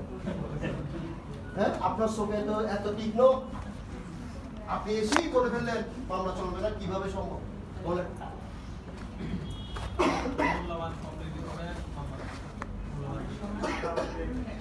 শুনেন, আমরা অনেক সময় কয়েকটা কারণে হয়, আমি একটা করে বলছি। একটা হচ্ছে আমরা অনেক সময় মানুষের ভালো করতে গিয়ে খারাপ করি। মনে করেন মক্কেলের কোর্ট ফি আসতেছে, সর্বোচ্চ কোর্ট ফি কত? হ্যাঁ, এখন মক্কেল 46,000 টাকা কোর্ট ফি শুনে বলতেছে আর মামলা করবো না। আইনজীবী চিন্তা করতেছে মামলা করবেন না মানে? আইনজীবী চিন্তা করতেছে আমার তো ফি চলে যাবে, মামলা করতে পারবো না মানে? 6,000 হচ্ছে 150। এখন আইনজীবী চিন্তা করতেছে মক্কেল চলে গেলে তো আমি শেষ, ফিস পাবো না। ফিস পাবো না, মামলাও করবো না বলতেছে, একটা বিয়া দিবিএস হইতো। যাই হোক, এখন আইনজীবী তারা বলতেছে আপনি এসে দিতে হবে না, ব্যবস্থা আমি করবো। হ্যাঁ, আপনি মিনিমাম 10,000 টাকা দিতে হবে। তাহলে এটা কিভাবে কম হচ্ছে? সে কি করছে? ওই মূল্যবান কম দেখাইছে কিনা? সে মূল্যবান কম দেখায়, কর্তৃ কম দিছে। তাহলে মূল্যবান কম দেখালে আদালতে নিচে নেমে যাবে কিনা? আদালতে নিচে নেমে গেছে না? এখন আদালত যখন নিচে নেমে গেছে, মামলা করছে, মনে হয় সহকারী জজ, সে কোর্ট ফি দিছে, কম কোর্ট ফি দিছে, মানে সে মূল্যবান কম দেখাইছে, 10,000 টাকা কোর্ট ফি দিছে। আদালত মামলা নিবে কি নিবে না আগে এটা বল। অবশ্যই অবশ্যই 5 টাকা কোর্ট ফি দিলেও নিবে। এরপর মামলা তো চলবেই, আদালতে কিছু বলবে না, মামলা চলবে, কারণ আদালতের দায়িত্ব নাই যে এখানে ভুল ধরা। তাহলে ভুলটা কে ধরবে? ওই বিবাদীর আইনজীবী 5 বছর পরে হাজির হয়েছে। হাজির হয়ে এসে প্রথমে পিটিশন দিচ্ছে কি এই মামলা এখানে চলবে না। কেন? ও সরকারের রাজস্ব চুরি করছে, এভাবে বলে সরকারের রাজস্ব, যাতে কোর্ট ভয় পায়। কারণ কি রাজস্ব চুরি করলে তো কোর্ট জবাব দিয়ে হয়ে যাচ্ছে। হ্যাঁ, ও সরকারি কোর্ট ফি রাজস্ব চুরি করছে। হ্যাঁ, রাজস্ব তো আসলে তো কোর্ট ফি কি দিছে? ফাঁকি দিছে না? ফাঁকি দিছে। এখন কিভাবে ফাঁকি দিছে? 1100 করেছে। কি বলতেছে? মামলা করছে স্যার গুলজার টাওয়ার নিয়ে। কোর্ট বলবে গুলজার টাওয়ার তো চিনেই স্যার, এটার দাম এমনি কত হবে? এটার সরকারি যেটা মূল্য মোজা রেট, সেই মোজা রেটেই আছে পার শতক 10 লাখ টাকা। আর এও মামলা করছে 10 শতকের জন্য, মানে 5 ঘন্টা। তাহলে সেক্ষেত্রে 10 শতকের মূল্য আসছে 1 কোটি টাকা। তাহলে 1 কোটি টাকার কোটি কত টাকা আসে? সে দিতে 10,000, আর সে মূল্য দেখাইছে মাত্র কত? 10,000। 10,000 না, মাত্র দেখাইছে 5 লাখ টাকা। তাহলে মূল্য দেখাইছে 5 লাখ টাকা। আদালত তদন্ত করছে, মোজারেট দেখছে, সবকিছু দেখে দেখতেছে হ্যাঁ সে কি করছে, মূল্যবান কম দেখাইছে। আদালত তাকে নির্দেশ দিছে, কাকে? বাদীকে, যে আপনি মূল্যবান সঠিক করেন। কি করেন? সঠিক করেন। সে কি করছে? অর্ডার 7 রুল 17 অর্ডার 6 রুল 17 কি করছে? আরজি সংশোধন করে মূল্যবানটা ঠিক করছে। মূল্যবান ঠিক করে এখন সে কত টাকা লিখছে? করে 1 কোটি টাকা লিখছে না? এখন যে কোর্টে বসে আছে ওই কোর্ট হচ্ছে সহকারী জজ। এই কোর্ট এখন কি বলবে? আপনি দয়া করে, আমি এত বড় লোক না, আমি হচ্ছে 15 লাখ টাকা পর্যন্ত, আপনি 1 কোটি টাকা যে আছে ওখানে চলো না। তাহলে এবার কি করবে? আর্জিটা ফেরত দিবে। এবার বুঝতে পারছে? এটা একটা কারণ বেরো। আর একটা কারণ দেখেন, টেকনিক্যাল কারণ। এগুলো কিন্তু আসলে চোখে ধরার পরে এরকম না, এগুলো তো টেকনিক্যাল কারণ, ইচ্ছাকৃতও না। আবার আপনি মনে মনে এটাও বলতে পারেন যে না, এটা কিন্তু ইচ্ছাকৃতও হতে পারে। কোনটা হচ্ছে মূল্য কমাই দিচ্ছে, এটা কিন্তু আইনজীবী কোনোদিন ভুল স্বীকার করে না, বলছে বলছে আচ্ছা বোনাফাইড বলে সবসময়। আচ্ছা, আরেকটা হচ্ছে আপনার 2 নম্বর হচ্ছে টেকনিক্যাল। কি দেখেন, মনে করেন আইনগত ভুল, এগুলো হচ্ছে আইনগত ভুল। বাংলাদেশে বড় কোম্পানির টি শার্ট পরেন না? বড় কোম্পানির টি শার্ট কারা পরে না? সবাই বড় না, বড় একটা লোগো আছে। এই বড় টি শার্ট বাংলাদেশে পরে করে সবাই পরে, বিশ্ববাদী সবাই বড় টি শার্ট। কিন্তু এই বড় টি শার্টের দাম কত? 300, 350, 500, 800, 1000। দেখো এই বড় টি শার্ট আমরা কার অবদান করতে পারি? জ্যাকসন হক্সের কারণ। জ্যাকসন হক্সের জোরের কমার্স। জ্যাকসন হক্স না থাকলে আপনি ব্র্যান্ড করতে পারতেন না, জীবনেও পারতেন না ব্র্যান্ড করতে। এই জ্যাকসন হক্সের ব্যবসা করতে আপনাকে ব্র্যান্ড করার জন্য, বাঙালিকে ব্র্যান্ড করানো শিখেছে জ্যাকসন হক্স। হ্যাঁ, আপনি যদি অরিজিনাল ফলো করতে চান 5-10 হাজার টাকা নেব, পারবেন না বলতে।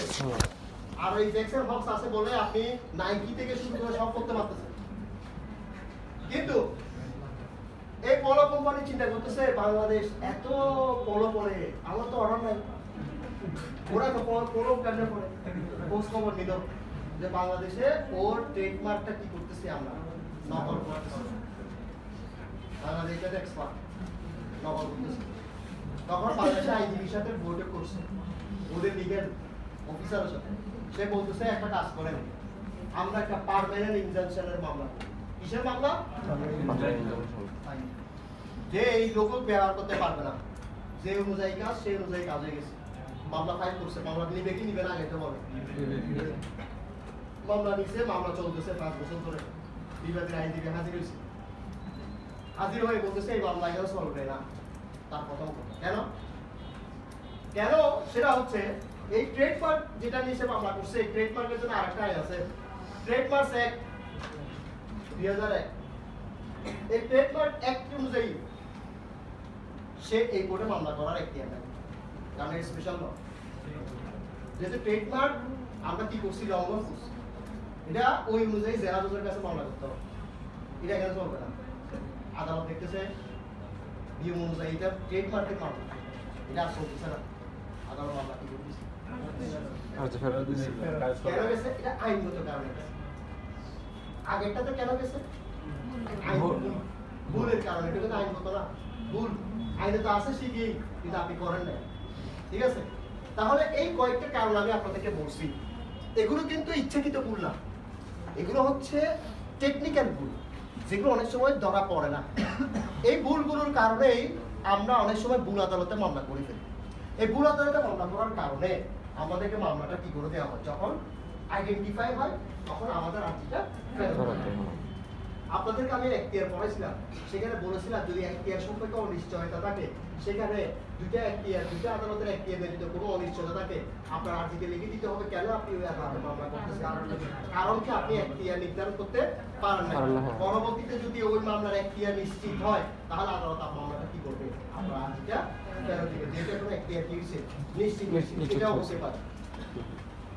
এখতিয়ার যখন আপনার আদালতে আর্জি ফেরত দেওয়া হয়, তখন আদালত 3টা কাজ করে। 1 নাম্বার, মামলা দায়েরের তারিখ লিখে দিবে আপনার আর্জিতে। 2 নাম্বার, ফেরতের তারিখটা লিখে দিবে। 3 নাম্বার, ফেরতের কারণটা লিখবে। এই 3টা জিনিস আদালত উল্লেখ করে দিবে। আর্জি যখন ফেরত দেওয়া হবে, তখন আদালত কি উল্লেখ করবে, 1 নাম্বার মোকদ্দমার তারিখ, ফাইলিং তারিখ, মানে মোকদ্দমাটা দায়েরের তারিখ। 2 নাম্বার হচ্ছে মোকদ্দমাটা ফেরতের তারিখ। 3 নম্বরে হচ্ছে কি মোকদ্দমা ফেরতের কারণটা, কি কারণে ফেরত, যাতে আপনি যখন সঠিক আদালতে যাবেন, সে আদালতে গেলে আপনি কিন্তু তামাদিতে প্রশ্ন করবেন। আপনি বলবেন 5 বছর পরে গেছেন সঠিক আদালতে, সাথে সাথে তামাদির প্রশ্নে পড়বেন। এই তামাদির প্রশ্নে না পড়ার জন্য এই 3টা লেখায় উল্লেখ করে দেওয়া হয়। কারণ কি, তামাদি আইনে উল্লেখ করা আছে, ভুল আদালতে যদি আপনি মামলা পরিচালনা করেন, এখানে যে সময়টুকু ব্যয় করেছেন সেই সময়টুকু আপনার তামাদি থেকে কি যাবে, বাতিল যাবে। সেই জন্য এই 3টা লিখে দিতে হবে। শেষ অর্ডার 7 রুল 10। এবার আসলে order 7 rule 11। Order 7 rule 11, rejection of clans. Rejection of clans, এটা একটু বুঝার চেষ্টা করেন, এটা পড়াই শেষ করে দিবে ক্লাস, ঠিক আছে? হ্যাঁ, আচ্ছা এখন আসেন রিজেকশন অফ ক্লেম, এটার বাংলাটা আগে দেখেন। আর্জি প্রত্যাখ্যান বলছে না, পরীক্ষা আসলে আপনারা অনেকে এটা নিয়ে কনফিউজড হয়ে যান। স্যারে পড়াইছে আর্জি প্রত্যাখ্যান, কিন্তু প্রশ্নে আসছে আর্জি খারিজ। স্যার তো প্রত্যাখ্যানই করেছে, দুটো খারিজ তো পড়াই না, নাকচ তো পড়াই নাই, নাকচও পড়াই না, পড়াইছি নাকচিটাও আলাদা, খারিজিটাও আলাদা, হ্যাঁ, আবার প্রত্যেকটাও আলাদা। শুনে যাহা পাইল তাহাই দেখা, কারণ কি, যাহা প্রত্যাখ্যান তাহাই খারিজ, তাহাই নাকচ, তাহাই বাতিল, তাহাই খারিজ। তো যাই হোক, এখন খারিজ বাতিল এগুলো সব একই শব্দ। এই জন্য পরীক্ষায় যদি বলো যে আর্জি বাতিল, আমারও দোষ দিয়ে না, আর বলে যে প্রত্যেকটা, আমরা প্রত্যেকটা নিয়ে থাকি। হ্যাঁ, আমি ওটা কখনো বলবো না, আপনাদেরকে এই কারণেই বলে দিচ্ছি, কারণ আজকে থেকে প্রায় 6-7 বছর আগে আপনাদের যারা পূর্বসূরি আমাকে অনেকবার বলেছে, হ্যাঁ ওই তো আছে খারিজ, আপনি তো আজকে আলোচনা করছেন প্রত্যেকটা নিয়ে, এখন কি হতে পারে কিন্তু খারিজ করার নাই আমি ব্যাখ্যা দিতে চাই আমি বলছি যে এটা প্রত্যেকটার মানে খারিজ প্রত্যেকটা খারিজ মানে বাতিল কারণ সে কিছুক্ষণ পর আবার বাতিল বাইরে ওটা নিয়ে ফোন দিবে আগে থেকে বলে দিছে যে সামনে কি কি হইতে পারে এমন অবস্থাতে মানে সব পড়া দিতে হবে এখন আসেন খারিজ দুই প্রকার দেখছেন খারিজ কি খারিজ মানে কি মামলা যদি প্রমাণ করতে পারেন ডিগ্রি হবে আর যদি প্রমাণ করতে না পারেন কি হবে পুরস্কার দিবে এটা খারিজ আপনাকে একটা মেডেল দিবে খারিজ দিবে কিনা তাহলে খারিজ কয় প্রকার দুই প্রকার একটা আসেন প্রথমত হচ্ছে আপনি যদি প্রমাণ করতে না পারেন মামলা কি করতে না পারেন প্রমাণ করতে না পারেন তাহলে মামলা কি হবে খারিজ হবে একটা গেল আরেকটা দেখেন যদি কোনো মামলা প্রসিডিউরাল ডিফল্টের কারণে কি হয় প্রসিডিউর ফলো না করার কারণে মামলা কি হবে খারিজ হবে প্রসিডিউর ফলো করার না করার কারণে প্রসিডিউর আপনি ফলো করেন যেমন আপনাকে বলছে কোর্ট ফি দেওয়ার জন্য আপনি কোর্ট ফি দেন নাই আইনে আছে কোর্ট ফি না দিলে মামলা খারিজ করতে পারবেন খারিজ করতে আপনাকে বলছে হাজিরা দেওয়ার জন্য শুনানির সময় আপনি ওই শুনানির সময় হাজিরা দেন নাই অথবা হাজিরা দিচ্ছেন আপনাকে ডেকে পাওয়া নাই ডেকে না পাওয়া মানে ফলস হাজিরা দিচ্ছেন আদালত মামলা কি করে দিচ্ছে আর এটা কি কারণ হয়েছে এখানে সাক্ষী প্রমাণ হয়েছে কিছু হয় নাই এটা কি কারণ হয়েছে প্রসিডিউর ফলো করার নাই প্রসিডিউরাল ডিফল্ট বলি আমরা প্রসিডিউরাল ডিফল্ট পদ্ধতিগত ভুলের কারণে যদি কি হয় খারিজ তারা দুইটা কারণে কি হচ্ছে মামলা খারিজ হচ্ছে একটা হচ্ছে প্রমাণ করতে পারো নাই আর একটা হচ্ছে প্রসিডিউরাল কারণ তাহলে খারিজ কয় প্রকার আচ্ছা এবার আসেন সিভিলে আপনারা দুইটা ওয়ার্ড শুনবেন একটা হচ্ছে আরজি খারিজ আর একটা হচ্ছে আপনার মোকদ্দমা খারিজ আজকে আমরা যেটা দেখতেছি সেটা হচ্ছে আরজি খারিজ মনে রাখবেন লাইফে সিভিল প্র্যাকটিস তো করবেন ইনশাআল্লাহ আরজি খারিজ হয় শুধুমাত্র চারটা কারণ আর কোনো কারণ নেই কয়টা কারণে চারটি কারণ আরজি খারিজ হয় শুধুমাত্র কয়টা কারণে চারটি কারণ আর কোনো কারণ নেই এই চারটা কারণে আর কোনো কারণে আরজি খারিজ হবে না চারটি কারণ এক নাম্বার যদি কজ অফ অ্যাকশন না থাকে আপনার আরজিতে কজ অফ অ্যাকশন উল্লেখ না করলেন আরজিতে কি উল্লেখ না করলেন কজ অফ অ্যাকশন মোকদ্দমার কারণ উল্লেখ না করলেন তারপর দুই নম্বর আসে দুই নম্বর হচ্ছে আপনি মোকদ্দমার মূল্যমান আন্ডার ভ্যালুয়েশন করলে অবমূল্যায়ন করলে মূল্যমান কি করলে কম প্রতিকারের মূল্যমান কম দেখালে মোকদ্দমার মূল্যমান কম দেখালে এবং আদালত বলার পরও মূল্যমান সংশোধন না করলে আদালত আপনাকে নির্দেশ দিচ্ছে মূল্যমানটা সংশোধন করার জন্য আপনি করেন নাই সেক্ষেত্রে ঠিক আছে বা 21 দিনের মধ্যে আবার একটা আছে 21 দিন কতদিন বা 21 দিনের মধ্যে সেটা সংশোধন না করলে 3 নাম্বার দেখেন 3 নাম্বার হচ্ছে কম কোর্ট ফি দিলে কি দিলে কম কোর্ট ফি দিলে এখন ঘাটতি কোর্ট ফি 21 দিন বা আদালত কর্তৃক নির্ধারিত সময়ের মধ্যে পেমেন্ট না করে পরিশোধ না করে তাহলে আবার বলতেছি দেখেন কম কোর্ট ফি দিলে এবং এই ঘাটতি কোর্ট ফি 21 দিন বা আদালত কর্তৃক নির্ধারিত সময়ের মধ্যে প্রদান না করলে আরজি খারিজ কয়টা গেল 4 নাম্বার আছে অন্য কোনো আইন দ্বারা পালিত পার্ট বাই এনি ল অন্য কোনো আইন দ্বারা পালিত হলে তাহলে কয়টা কারণে আরজি খারিজ হয় 4টা আচ্ছা এখানে থাক এবার দেখেন মোকদ্দমা খারিজ তার নাম্বার হচ্ছে অন্য কোনো আইন দ্বারা পালিত হলে মানে পালিত বলতে পালন করা থাকে মোকদ্দমা খারিজ দেখেন এই কিছুক্ষণ আগে বললাম কয়টা কারণে মোকদ্দমা খারিজ হয় আবার মোকদ্দমা খারিজ কি এখন বললাম না কয়টা কারণে দুইটি, একটা হচ্ছে প্রমাণ করতে না পারলে প্রমাণ, আরেকটা কি পদ্ধতিগত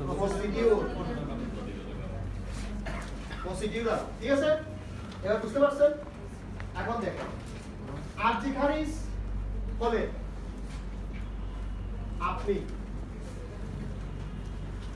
ডিগ্রি হিসেবে গণ্য হবে কিনা?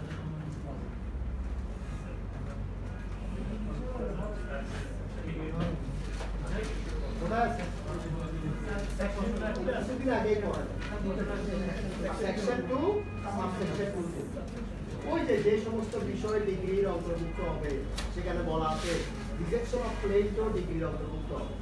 এখন কেন অন্তর্ভুক্ত হবে সেটা পরে আসতেছে, আগে আসেন মোকদ্দমার কারণ কি একটু ব্যাখ্যা করে দিই। মোকদ্দমার কারণ ওই যে আরজি খারিজের প্রথম কারণ কি বলছিলাম, যদি কজ অফ অ্যাকশন না থাকে মোকদ্দমার কারণ কি বুঝেন? What is cause of action বলেন? বিরোধীয় বিষয়বস্তু, তাই না? What is cause of action হচ্ছে বিরোধীয় বিষয়বস্তু, তাই না? আর কেউ বলবেন কি কারণে করা হয়েছে? আচ্ছা আচ্ছা, আর কেউ কি প্রতিকার চাচ্ছি? আচ্ছা হ্যাঁ, সব বলে দিলেন। আর কিছু আছে?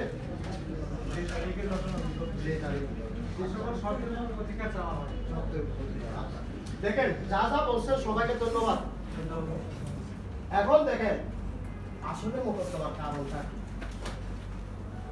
আমরা ডাক্তারের কাছে কখন যাই?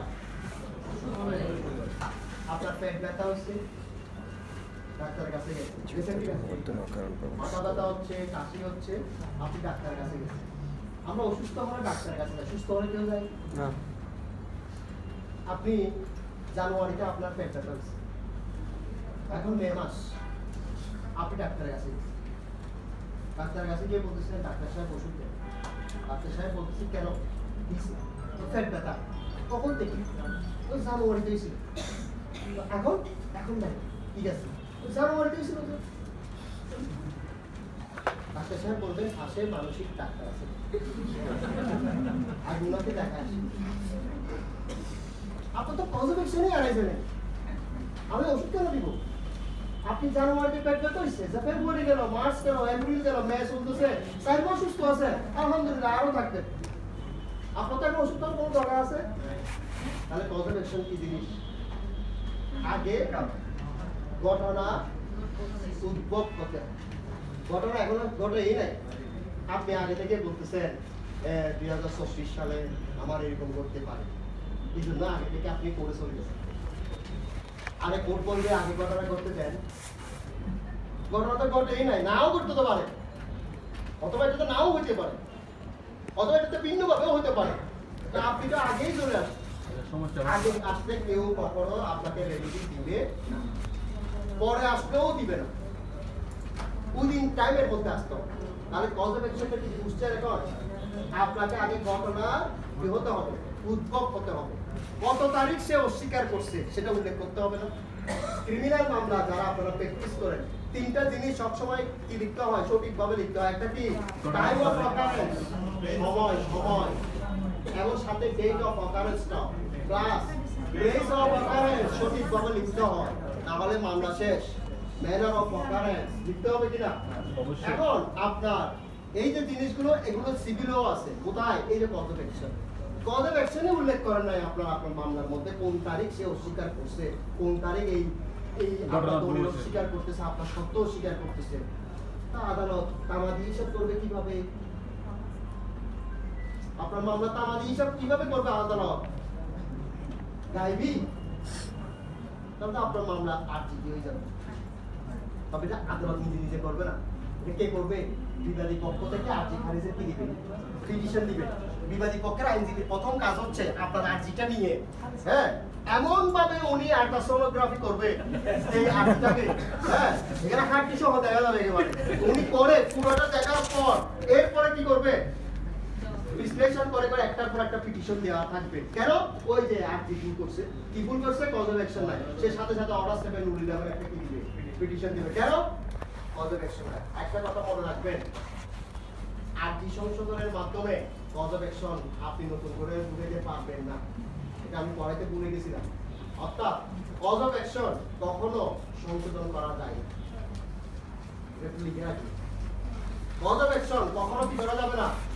সংশোধন। এখন আপনি যদি বলেন স্যার তাহলে কি আমি কজ অফ অ্যাকশন পরে আবার ঢুকে দিতে পারবো না? অর্ডার 6/17 দিয়ে লিখতে ভুলে গেছি আর কি। এই জিনিসটা জীবনে পারবেন না। কজ অফ অ্যাকশন আপনি কি করতে পারবেন না? অ্যাড করতে পারবেন না, চেঞ্জ করতে পারবেন না, নতুন করে অ্যাড করতে পারবেন না, চেঞ্জ করতে পারবেন না। মোকদ্দমার কারণ না। তাহলে একটা গেল। 2 নম্বর আসেন।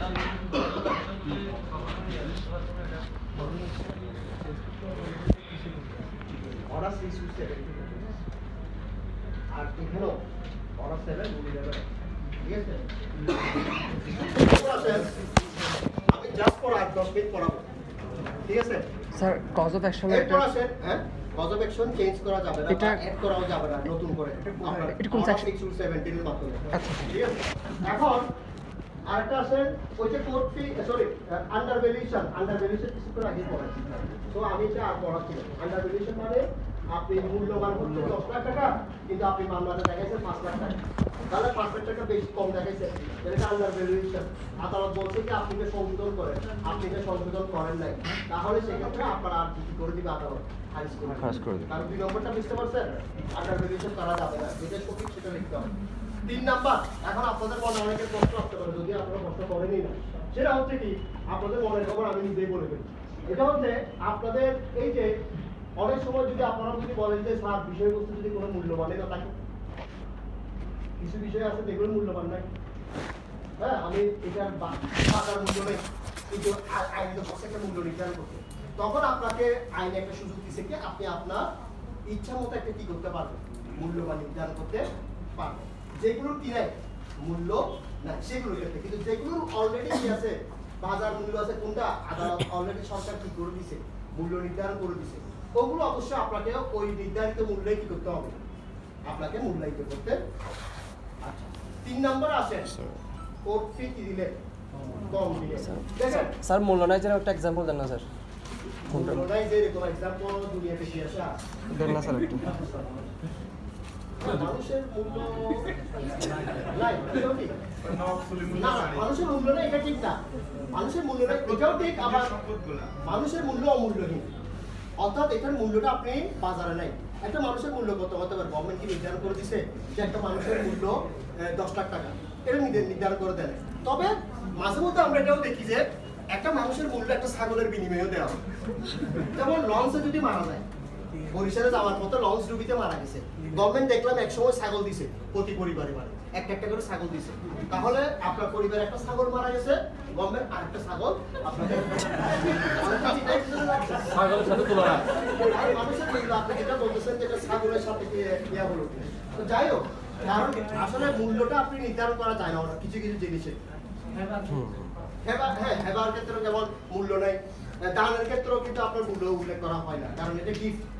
এই ক্ষেত্রেও আপনার আসতে পারে। এখন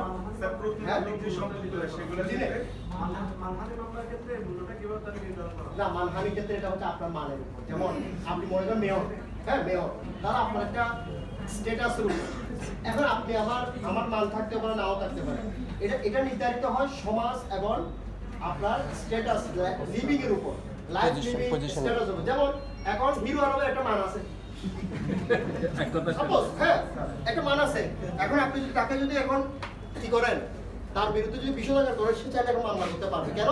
he is a public figure, বলতে গেলে যদিও পাগল হোক যেটাই হোক, he is a public figure. Zahid Khan he is a public figure, যদিও পাগল হোক, কিন্তু আপনি তো পাগল, এখন আপনি বলতে পারেন তার মানি নেই, কিন্তু সে তো একটা পাবলিক ফিগার, ওই জন্য আমি তো জাহিদ খান না বা হিরো আলম না, ঠিক আছে।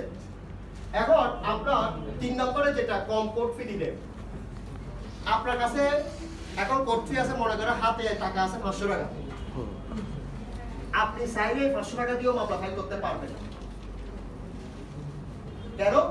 আইনে বলা হচ্ছে আপনি যে টাকাটা কালেক্ট করতে সময় লাগবে, এই সময় দিতে দিতে আপনার তামাদি সময় শেষ হয়ে যেতে পারে। এই জন্য আইনে বলতেছে আপনি কম টাকা থাকলে ওই টাকা দিয়েও ফাইল করতে পারবেন, তবে আপনাকে আইনে 21 দিন সময় দিচ্ছে। কয়দিন? 21 দিন। বাকি মনে করেন 45,500 টাকা আপনি 21 দিন সময় পাচ্ছেন। এই 21 দিনের মধ্যে আপনি সেই টাকাটা কি করবেন, পেমেন্ট করবেন, অথবা আদালত আপনাকে আবার সময় দিতেও পারে, নির্ধারিত সময়, সেই সময়ের মধ্যে আপনি কি করবেন দিবেন। কিন্তু যদি দিতে না পারেন আর্জি করবেন, বুঝতে পারছেন? তারপর আসেন আপনার লাস্ট অন্য কোনো আইন দ্বারা বাড়িত হল, যেমন বাংলাদেশে কিছু স্পেশাল ল আছে, যেমন সালিস আইন আছে স্পেশাল ল। তারপর দেখেন আপনার এই যে ট্রেডমার্ক অ্যাক্ট, প্যাটেন্ট অ্যাক্ট, হ্যাঁ আলাদা আইন।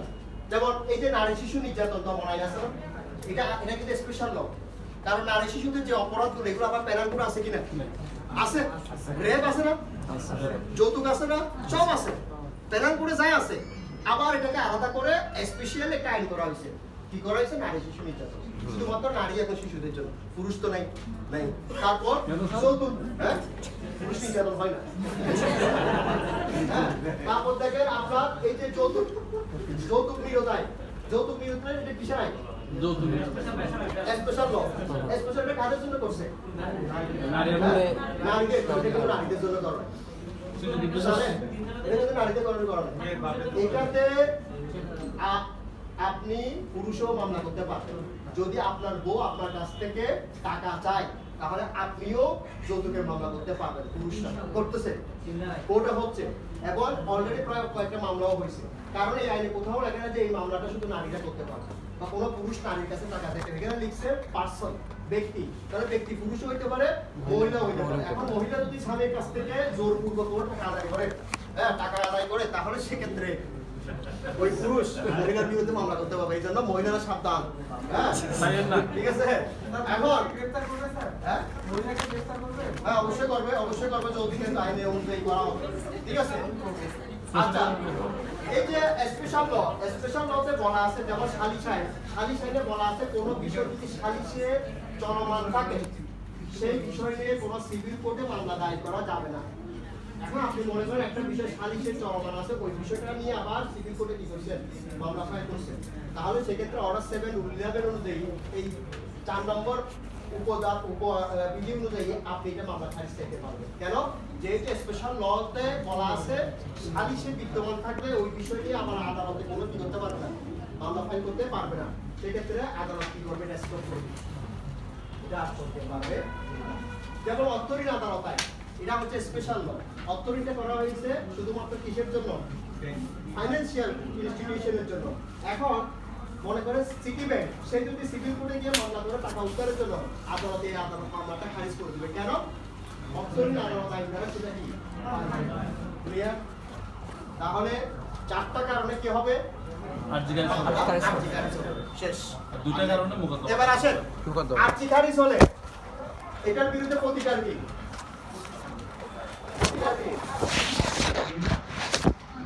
আপনারা আর্জি খারিজ করে দিতে আপনি এটার প্রতিকার কি? সংযুক্ত কে হবে? বাধ্য হবে না? তাহলে বাদীরা যদি কি করবে? ওই যে সেকশন 2 সাবসেকশন 2 অনুযায়ী আর্জি খারিজ ডিগ্রির সমতুল্য। যেহেতু ডিগ্রি সেহেতু তার বিরুদ্ধে আপিল হবে। সেকশন কত স্যার? সেকশন 2 সাবসেকশন 2 আর্জি খারিজ ডিগ্রি সমতুল্য। আর্জি খারিজ ডিগ্রির সমতুল্য, ঠিক আছে, ঠিক আছে। এই ক্ষেত্রে আপনাকে সেকশন 2 সাবসেকশন 2টা উল্লেখ করতে হবে যে আর্জি খারিজ ডিগ্রির সমতুল্য, সেহেতু ডিগ্রির বিরুদ্ধে কি হয়? আপিল হবে। সেহেতু আর্জি খারিজের বিরুদ্ধে কি হবে? আপিল হবে। ক্লিয়ার? শেষ। আচ্ছা, প্রতিকার আবার আছে। অর্ডার 7 রুল 13 অর্ডার 7 রুল 13 বলা আছে আর্জি খারিজের প্রতিকার কি? সে চাইলে যদি কজেট এক্সেপ্ট করি লিমিটেশন যদি থাকে, সে চাইলে নতুন করে মামলা দায়ের করতে পারবে। কি করতে পারবে? আবার নতুন করে মামলা দায়ের করতে পারবে। কে? করার পর যদি লিমিটেশন থাকে তাহলে সে চাইলে নতুন করে আবার মামলা দায়ের করতে পারবে। অর্ডার 7 রুল 13 শেষ। কি বলছে যে অর্ডার 7 রুল 13 এটা আমি এখানে আমার ডেফিনেশন হচ্ছে তো শেষ। আমরা কিন্তু আর্জি শেষ করে ফেলছি, আর কিছু নাই এখানে, আর কিছু নাই। এখন আমরা মামলাটা আগামী তারিখে ফাইল করে ফেলবো। একটা মামলা রেডি করে ফেলবো, পরে আগামী তারিখে ফাইল করে সমনটা জারি করে ফেলবো। সমন জারি করে তাড়াতাড়ি ডাব্লিউএস চলে যাবো। স্যার একটা ওটা ওই নন জয়েন্টের মামলা ঘোষণা করলে মামলা খারিজ করবে নেসেসারি পার্টিসিপেট কি বলতেছে মামলা কোনো নন জয়েন্ট পার্টিসিপেট করতে হবে না।